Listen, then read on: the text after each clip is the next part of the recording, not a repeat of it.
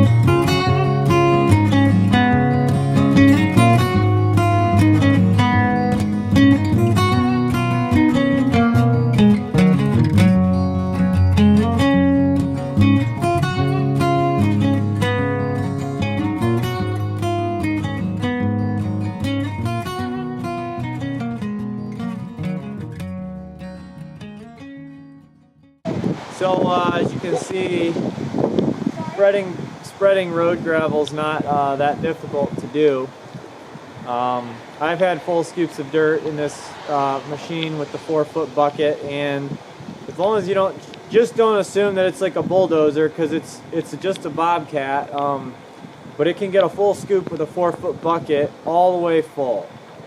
It's got enough power to go into the pile. When you start to boom up under the pile, as you're coming in, it'll bog down the engine a little bit and it'll come back up. But you can see that road gravel was really no problem for the machine.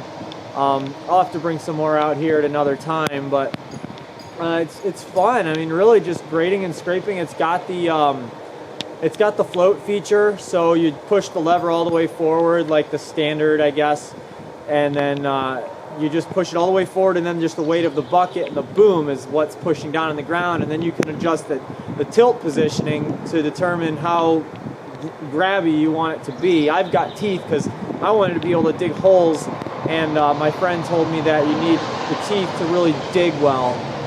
Smooth bucket is supposed to be better for grading, but I don't have a knife edge for it actually, so I'll just use it with the teeth. It's fine. It works really good. I'm still happy with it by comparison to what the tractor was able to do. It's physically a lot easier on my body as well. So I definitely recommend this machine for the 4-foot bucket. I don't think the 4-foot bucket is beyond what it can handle. And as far as the teeth, I don't really see why I would want the smooth bucket over the teeth. Because if you want it to be smooth, you just use the float feature and then you just tilt it back until it's making a flat pass. Because it's got a flat bar under there. It's got like lines that go this way, but then it's got a flat bar going across at the front and back. So as you're coming back, it's creating a smooth pass.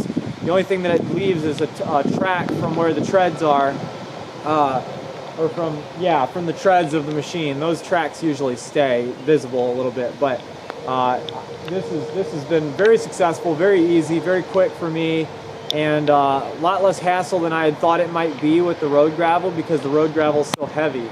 I will say, aside from that, the large stone that's underneath it, they call that 3-inch, but it's really closer to 6-inch. That stuff is a little bit hard to push around with the Bobcat. It's kind of chunky and big, and you need a heavier machine. And it is capable of pushing small amounts of that, but the tractor actually did better on the big stone. just because it has more weight. But that's, oh yeah, and the down pressure too. If you're gonna move those counterweights to the back end of the machine, don't expect to be able to dig or grade very well, because it already is perfectly balanced. You wouldn't want it to be any more heavy in the back end unless all you're doing is lifting heavy objects. And I lift heavy objects mainly, and I still have a good use for the down pressure. Whenever I use down pressure on it, I always feel like it's a little light in the front.